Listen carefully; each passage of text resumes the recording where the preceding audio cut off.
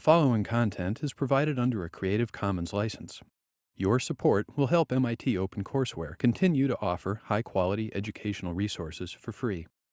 To make a donation or view additional materials from hundreds of MIT courses, visit MIT OpenCourseware at ocw.mit.edu. Good morning. So today we're going to continue the subject from last time. So we're going to talk about derived distributions a little more, how to derive the distribution of a function of a random variable. So last time we discussed a couple of examples in which we had a function of a single random variable, and we found the distribution of y if we're told the distribution of x. So today we're going to do an example where we deal with a function of two random variables. And then we're going to consider the most interesting example of this kind, in which we have a random variable of the form w, which is the sum of two independent random variables. That's a case that shows up quite often, and so we want to see what exactly happens in this particular case. Yes, one comment that I should make, the material that we're covering now, chapter 4, is sort of conceptually a little more difficult than what we have been doing before. So I would definitely encourage you to read the text before you jump and try to do the problems in your problem sets.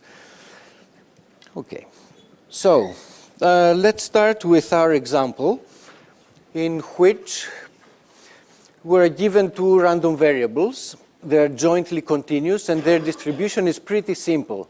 They're uniform on the unit square. In particular, each one of the random variables is uniform on the unit interval, and the two random variables are independent. What we want to find is the distribution of the ratio of the two random variables. How do we go about it? Well, the same cookbook procedure that we used last time for the case of a single random variable, the cookbook procedure that we used for this case also applies to the case where you have a function of multiple random variables. So what was the cookbook procedure? The first step is to find the cumulative distribution function of the random variable of interest, and then take the derivative in order to find the density. So let's find the cumulative. So by definition, the cumulative is the probability that our random variable is less than or equal to the argument of the cumulative. So if we write this event in terms of the random variable of interest, this is the probability that our random variable is less than or equal to z. So what is that? Okay, so the ratio is going to be less than or equal to z if and only if the pair xy happens to fall below the line that has slope z. Okay, so we draw a line that has a slope z. The ratio is less than this number if and only if we get a pair of x and y that falls inside this triangle. So we're talking about the probability of this particular event. Since this line has a slope of z, the height at this point is equal to z. And so we can find the probability of this event is just the area of this triangle. And so the area is 1 times z times 1/2. And we get the answer z over 2. Now, is this answer always correct? No, this answer is going to be correct only if the slope happens to be such that we get a picture of this kind. So when do we get a picture of this kind? When the slope is less than 1. If I consider a different slope, a number little z that happens to be a slope of that kind, then the picture changes. And in that case, we get a picture of this kind, let's say. So this is a line here of slope z again. And this is the second case in which our number little z is bigger than 1. So how do we proceed? Once more, the cumulative is the probability that the ratio is less than or equal to that number. So it's the probability that we fall below the red line. So we're talking about the event, about this event. So to find the probability of this event, we need to find the area of this red shape. And one way of finding this area is to consider the whole area and subtract the area of this triangle. So let's do it this way. It's going to be 1 minus the area of the triangle. Now, what's the area of the triangle? It's 1/2 times this side, which is 1, times this side. How big is that side? Well, if y is equal to 1 and the slope is z, now z is the ratio y over x. So if y over x, at this point, we have y over x equals to z, and y equal to 1, this means that z is 1 over x. So the coordinate of this point is 1 over x, and this means that we're going to 1 over z. So here we get a factor of 1 over z. And we're basically done. I guess if you want to have a complete answer, you should also give the formula for z less than 0. What is the cumulative when z is less than 0? The probability that you get a ratio that's negative. Well, since our random variables are positive, there's no way that you can get a negative ratio, so the cumulative down there is equal to 0. So we can plot the cumulative, and we can take its derivative in order to find the density.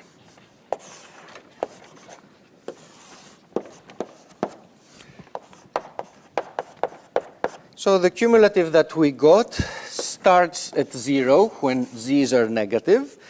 Then it starts going up like in proportion to z at a slope of 1/2. So this takes us up to 1. And then it starts increasing towards 1 according to this function. When you let z go to infinity, the cumulative is going to go to 1, and it has a shape of more or less this kind.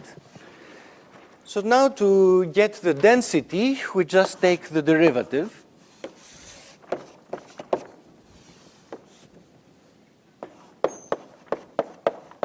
And the density is, of course, 0 down here. Up here, the derivative is just 1/2. And beyond that point, we need to take the derivative of this expression. And the derivative is going to be 1/2 times 1 over z squared. So it's going to be a shape of this kind.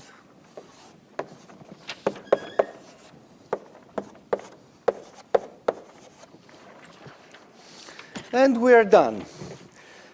So you see that problems involving functions of multiple random variables are no harder than problems of finding that deal with the function of a single random variable. The general procedure is, again, exactly the same. You first find the cumulative, and then you differentiate. The only extra difficulty will be that when you calculate the cumulative, you need to find the probability of an event that involves multiple random variables, and sometimes this could be a little harder to do. By the way, since we dealt with this example, just a couple of questions. What do you think is going to be the expected value of the random variable z? Let's see. The expected value of the random variable z is going to be the integral of z times the density. And the density is equal to 1/2 for z going from 0 to 1. And then there's another contribution from 1 to infinity. There, the density is 1 over 2 z squared. And we get the z, since we're dealing with expectations, dz. So what is this integral? Well, if you look here, you're integrating 1 over z all the way to infinity. 1 over z has an integral which is the logarithm of z. And since the logarithm goes to infinity, this means that this integral is also infinite. So the expectation of the expectation of the random variable z is actually infinite in this example. There's nothing wrong with this. Lots of random variables have infinite expectations. If the tail of the density falls kind of slowly as the argument goes to infinity, then it may well turn out that you get an infinite integral. So that's just how things often are. Nothing strange about it. And now, since we are still in this example, let me ask another question. Could we reason on the average?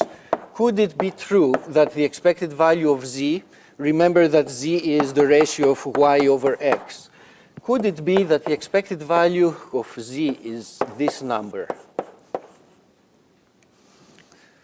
Or could it be that it's equal to this number?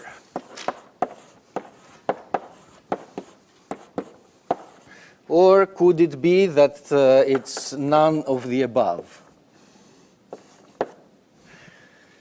Okay. So how many people think this is correct? One, small number. How many people think this is correct? Slightly bigger, but still small number. And how many people think this is correct? Okay, this one wins the vote. Okay, let's see. This one is not correct just because there's no reason it should be correct. So in general, you cannot reason on the average. The expected value of a function is not the same as the same function of the expected values. This is only true if you're dealing with linear functions of random variables. So this turns out to not be correct. How about this one? Well, x and y are independent by assumption. So 1 over x and y are also independent. Why is this? Independence means that one random variable does not convey any information about the other. So y doesn't give you any information about x, so y doesn't give you any information about 1 over x. Or to put it differently, if two random variables are independent, functions of each one of those random variables are also independent. If x is independent from y, then g of x is independent of h of y. So this applies to this case. These two random variables are independent. And since they are independent, this means that the expected value of their product is equal to the product of the expected values. So this relation actually is true. And therefore, this is not true. Okay. Okay. Now let's move on.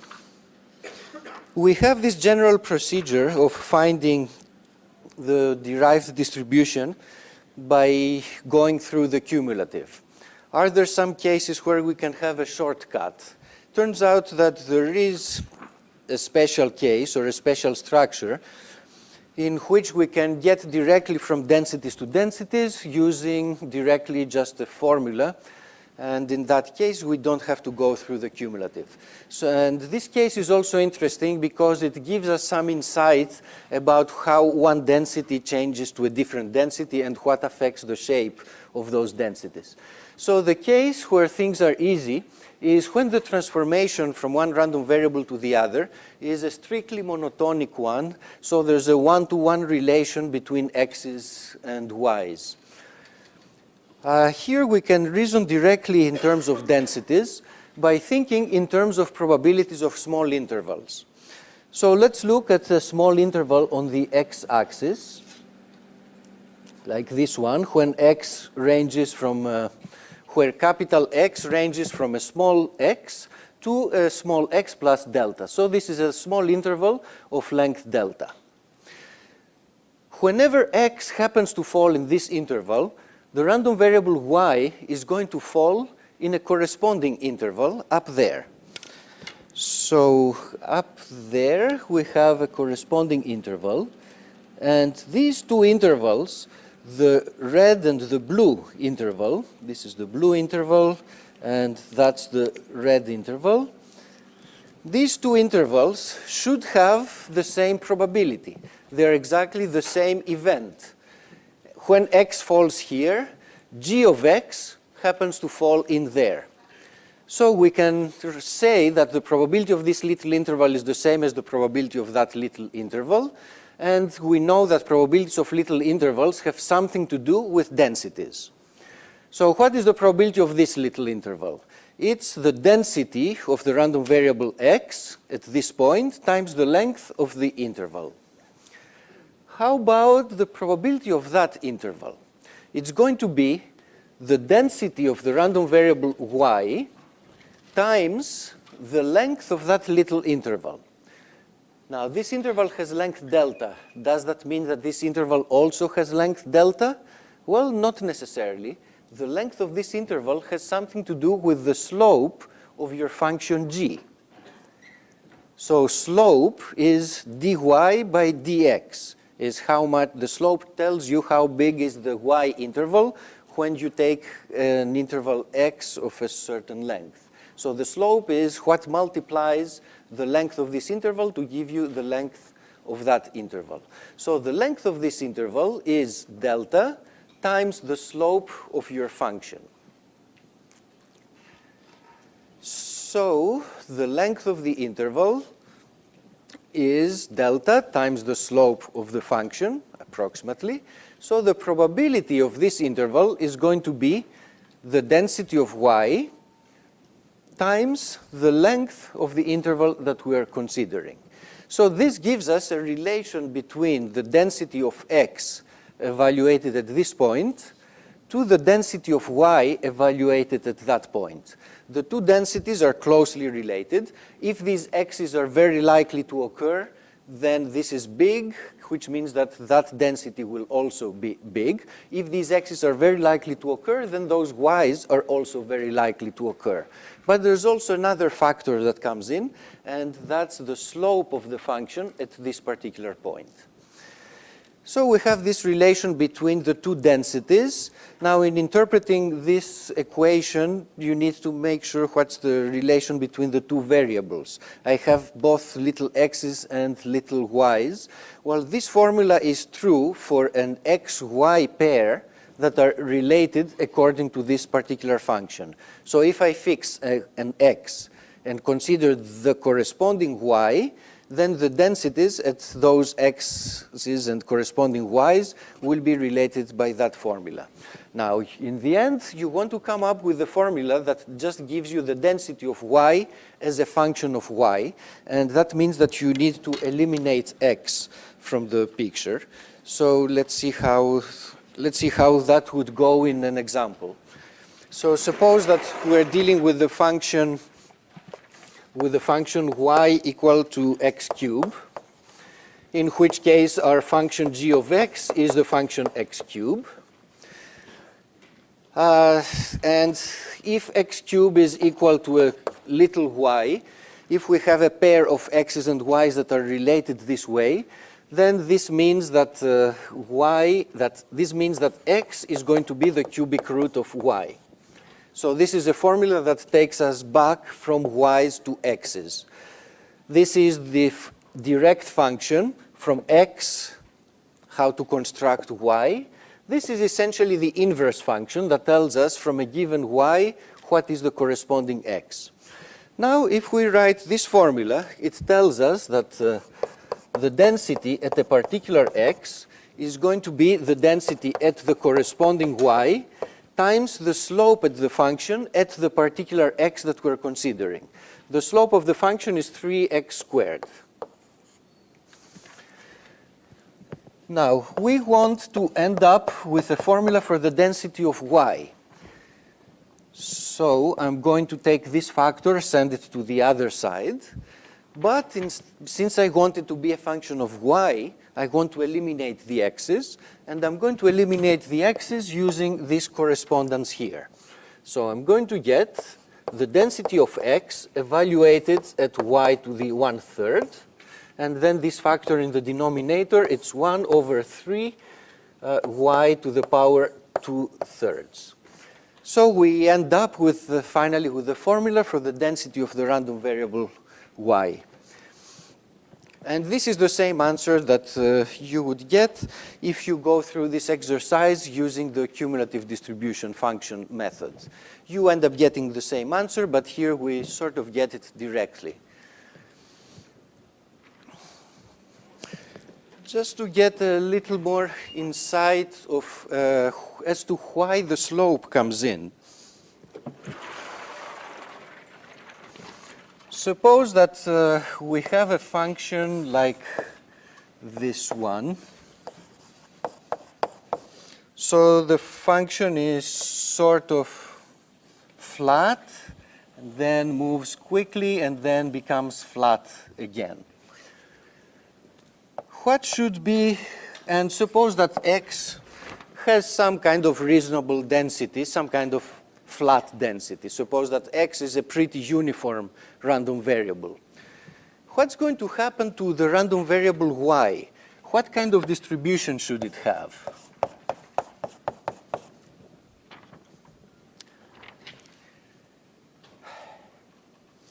What are the typical values of the random variable y? Either x falls here, and y is a very small number, or, let's take that number here to be, let's say, 2, or x falls in this range, and y takes a value close to 2, and there's a small chance that x's will be somewhere in the middle, in which case y takes intermediate values. So what kind of shape do you expect for the distribution of y? There's going to be a fair amount of probability that y takes values close to 0. There's a small probability that y takes intermediate values. That corresponds to the case where x falls in here. That's not a lot of probability. So the probability that y takes values between 0 and 2, that's kind of small. But then there's a lot of x's that produce y's that are close to 2. So there's a significant probability that y would take values that are close to 2. So the density of y would have a shape of this kind. By looking at this picture, you can tell that it's most likely that either x will fall here or x will fall there. So the g of x is most likely to be close to 0 or to be close to 2. So since y is most likely to be close to 0 or close to 2, most of the probability of y is here, and there's a small probability of being in between. Notice that the y's that get a lot of probability are those y's associated with flat regions of your g function. When the g function is flat, that gives you big densities for y. So the density of y is inversely proportional to the slope of the function. And that's what you get from here. The density of y is, send that term to the other side, is inversely proportional to the slope of the function that you're dealing with. Okay. So this formula works nicely for the case where the function is 1-to-1, so we can have a unique association between x's and y's, and through an inverse function from y's to x's. It works for the monotonically increasing case. It also works for the monotonically decreasing case. In the monotonically decreasing case, the only change that you need to do is to take the absolute value of the slope instead of the slope itself.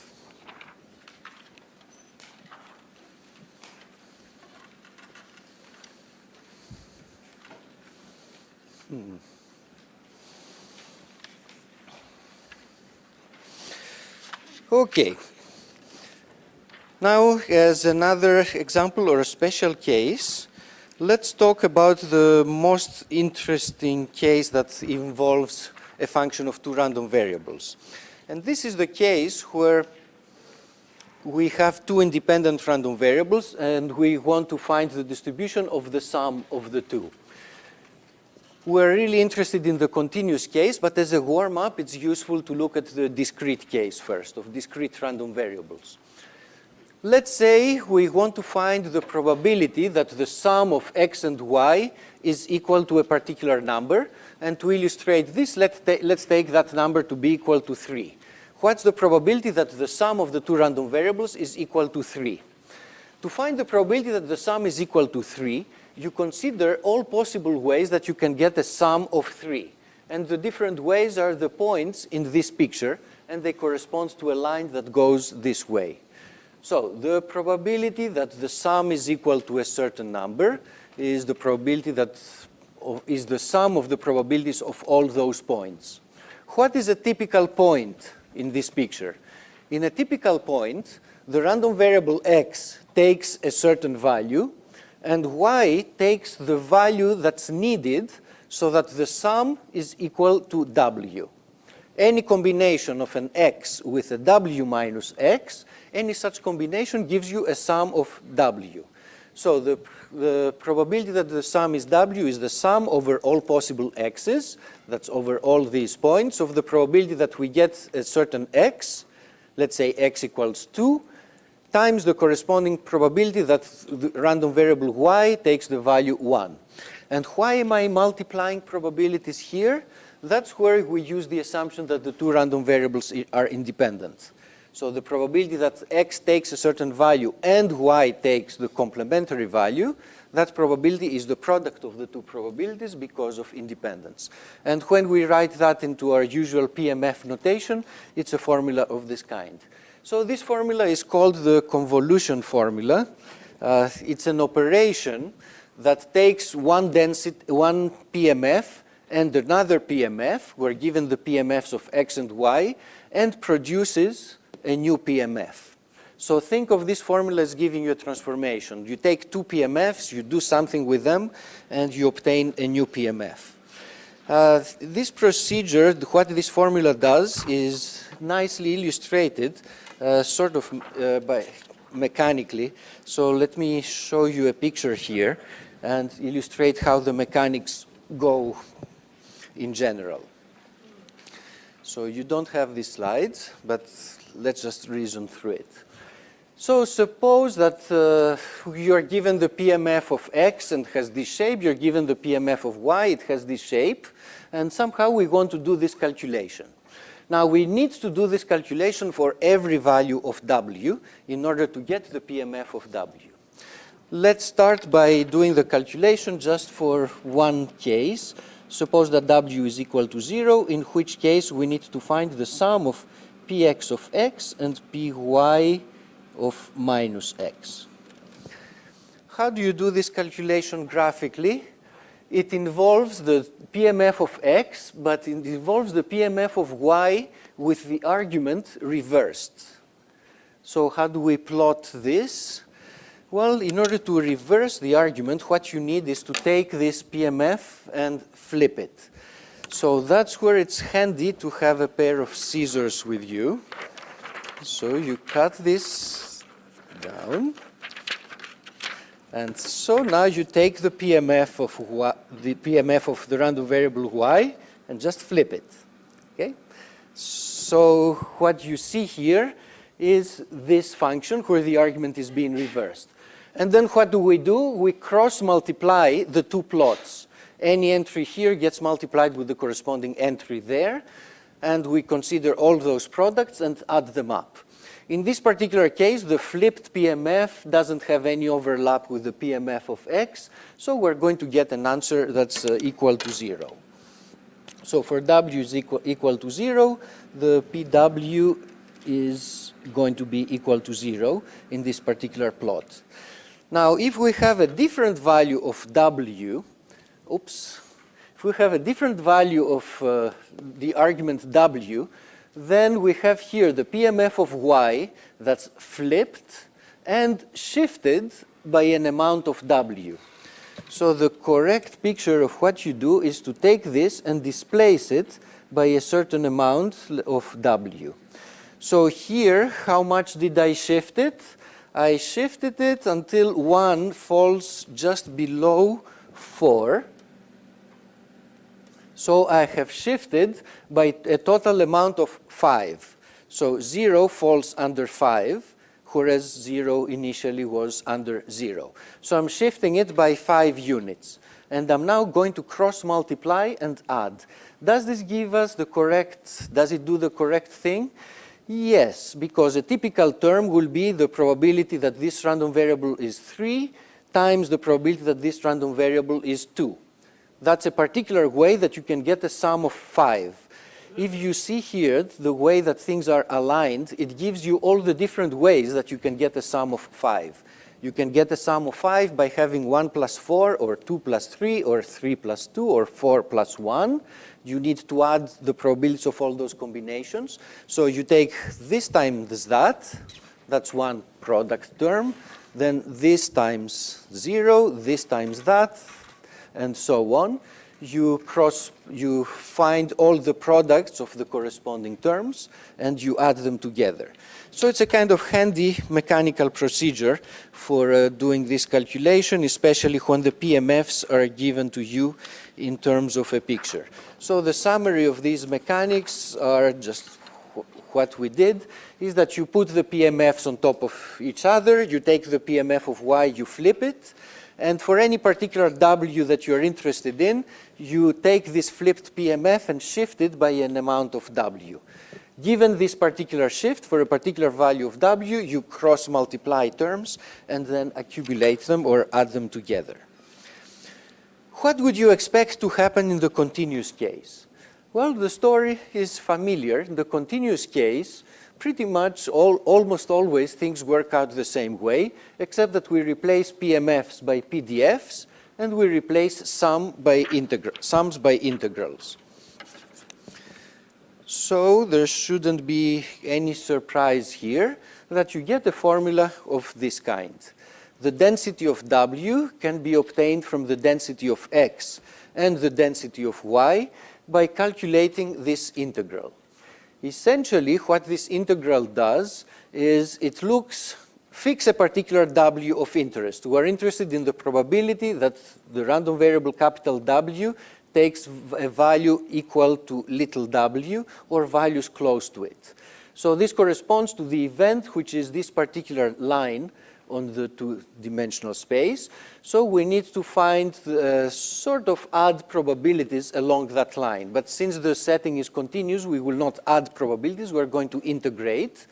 And for any typical point in this picture, the probability of obtaining an outcome in this neighborhood has something to do with the density of that particular x and the density of the particular y that would complement x in order to form a sum of w.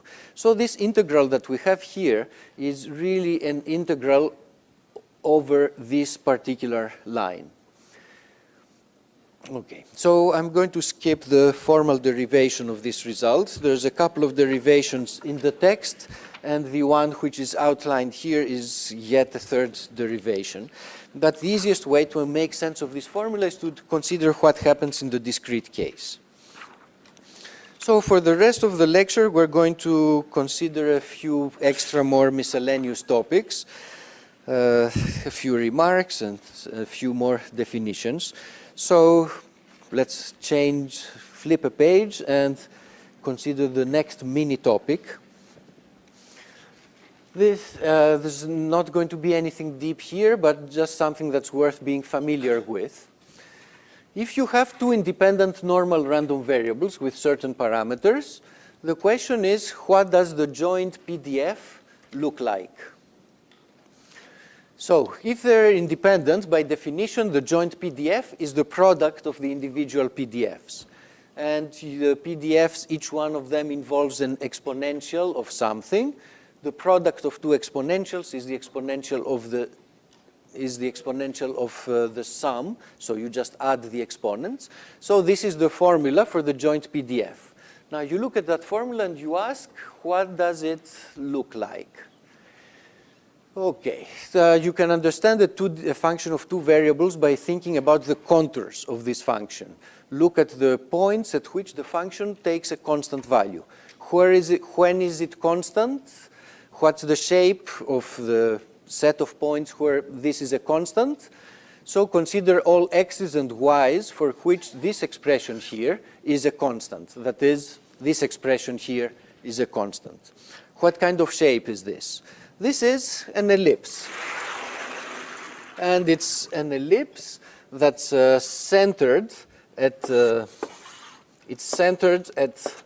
mu x, mu y. These are the means of the two random variables.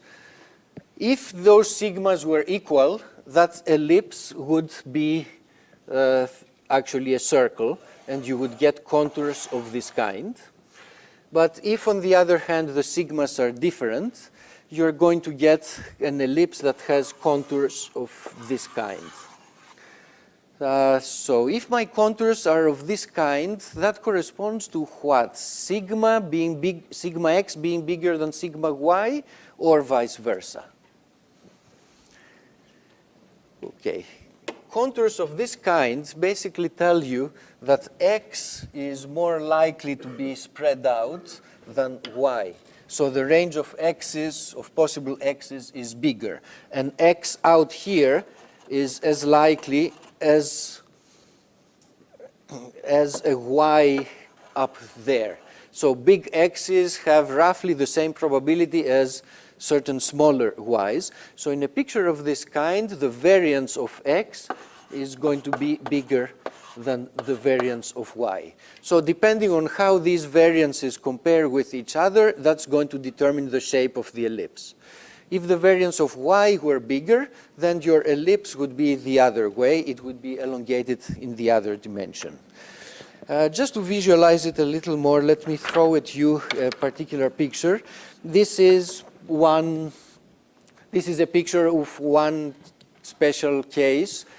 Here, I think the variances are equal. That's the kind of shape that you get. It looks like a two-dimensional bell.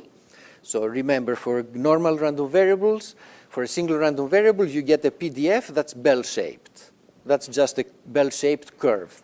In the two-dimensional case, we get a joint PDF, which is bell-shaped again, and now it looks more like a real bell, the way it would be laid out in ordinary space. And if you look at the contours of this function, the places where the function is equal, a typical contour would have this shape here, and it would be an ellipse, and in this case, actually, it's more like would be more like a circle.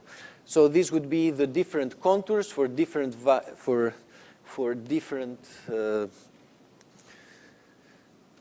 so the contours are places where the joint PDF takes a constant. When you change the value of that constant, you get the different contours.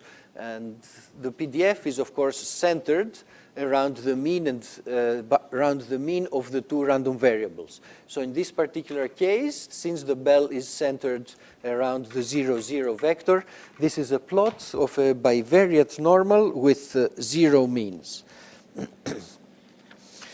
Okay.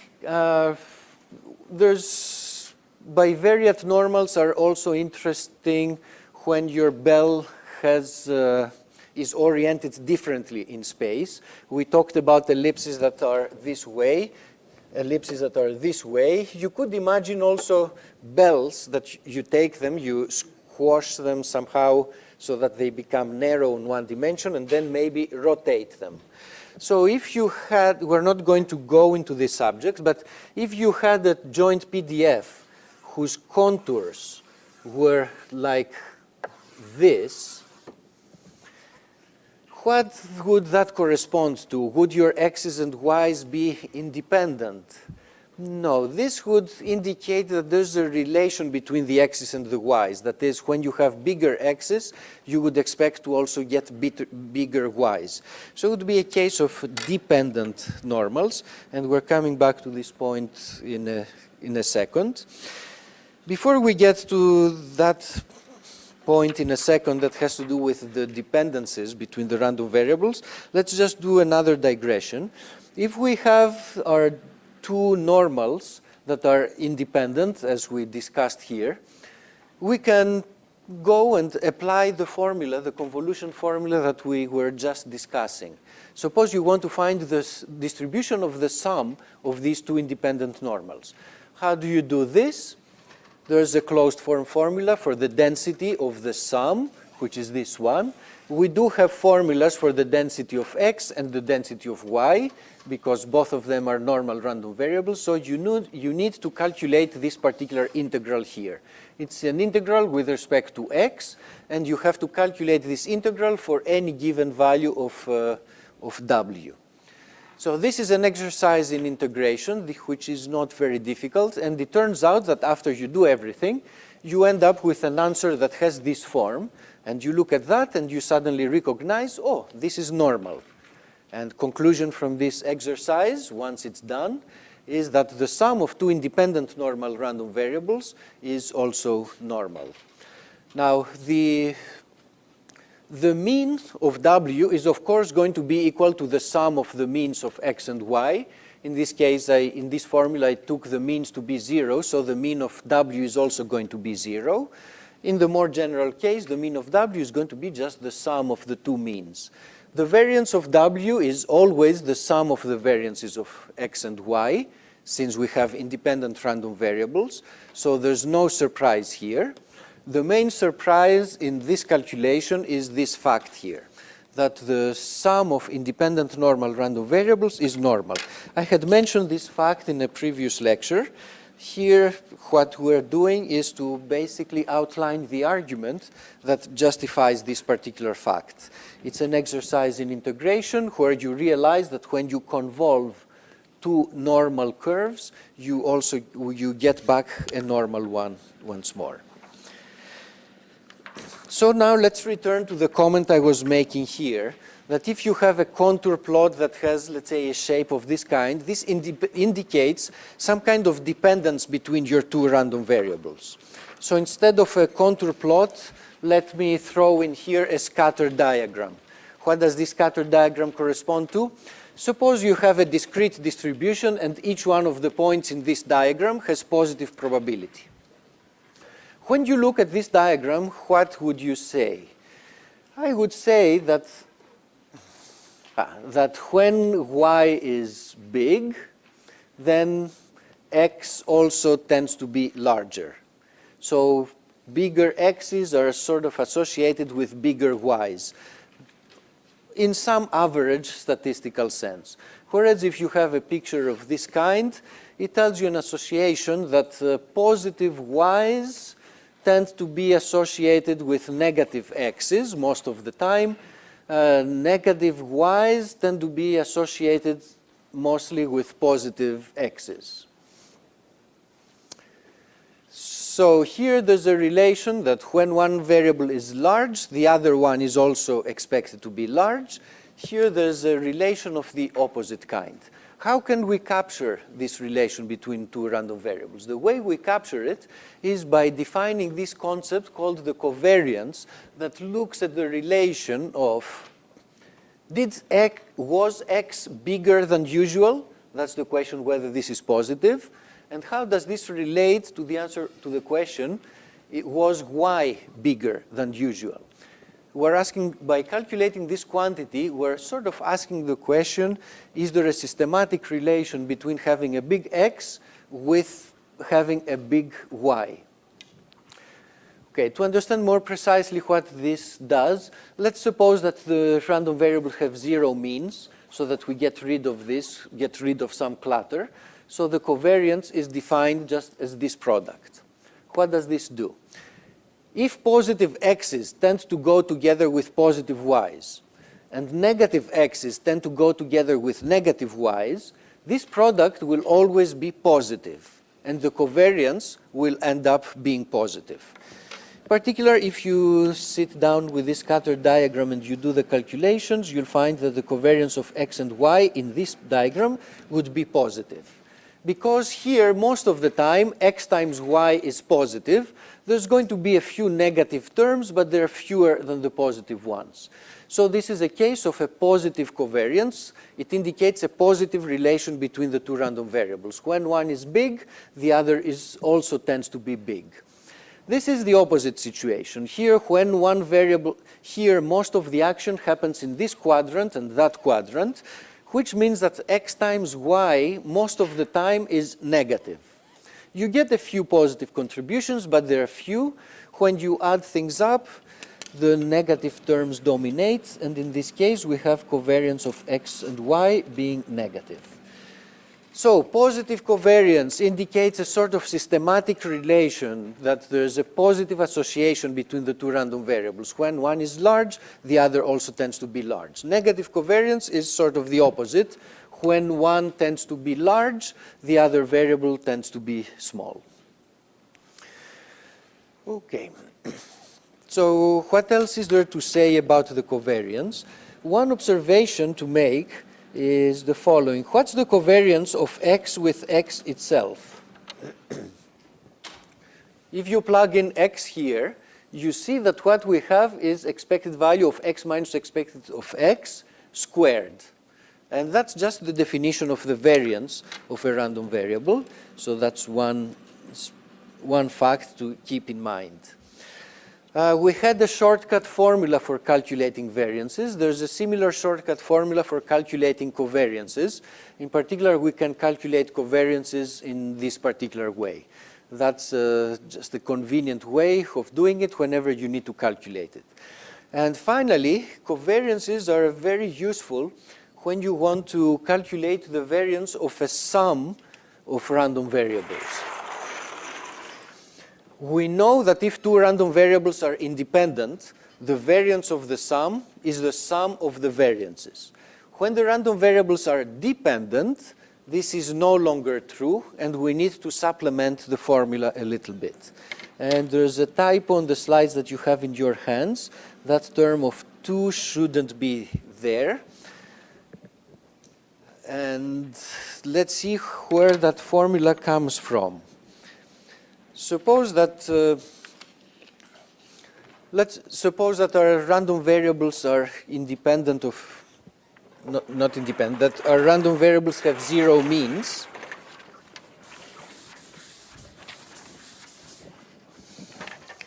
And we want to calculate the variance. So the variance is going to be expected value of x1 plus xn squared. What you do is you expand the square, and you get expected value of the sum of the xi squared. And then you get all the cross terms.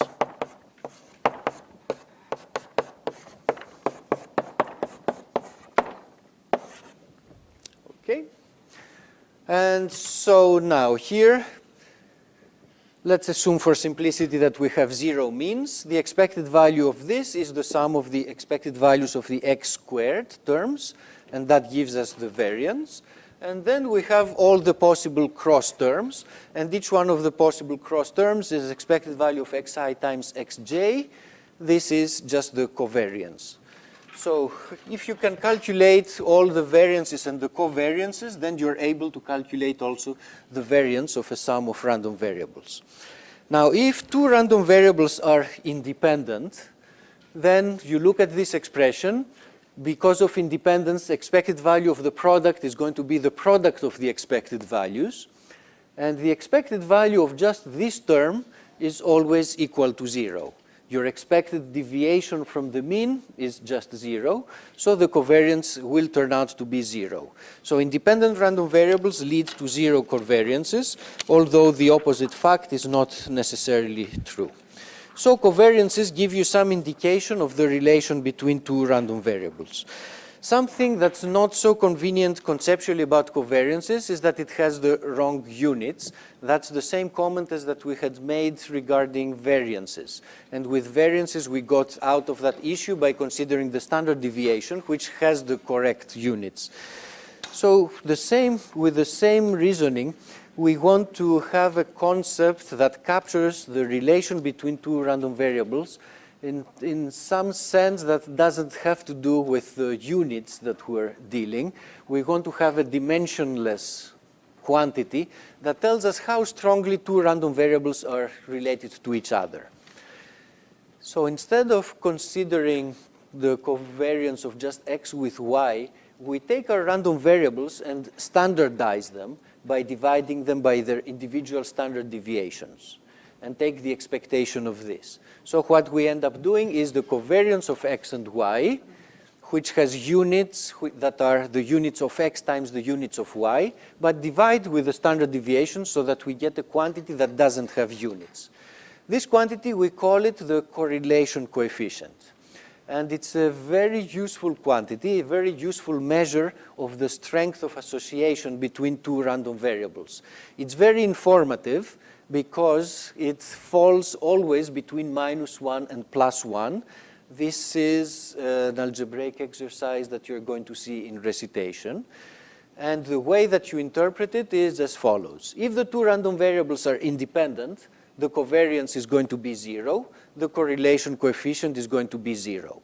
So 0 correlation coefficient basically indicates a lack of a systematic relation between the two random variables. On the other hand, when rho is large, either close to 1 or close to -1, this is an indication of a strong association between the two random variables. And the extreme case is when rho takes an extreme value. When rho has magnitude equal to 1, it's as big as it can. In that case, the two random variables are very strongly related. How strongly? Well, if you know one random variable, if you know the value of y, you can recover the value of x, and conversely. So the case of a complete correlation is the case where one random variable is a linear function of the other random variable.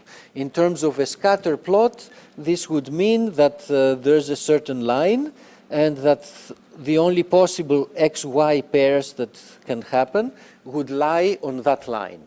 So if all the possible xy pairs lie on this line, then you have this relation and the correlation coefficient is equal to 1.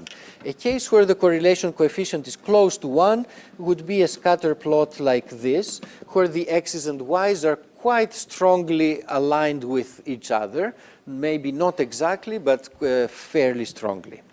All right, so you're going to hear a little more about correlation coefficients and covariance in recitation tomorrow.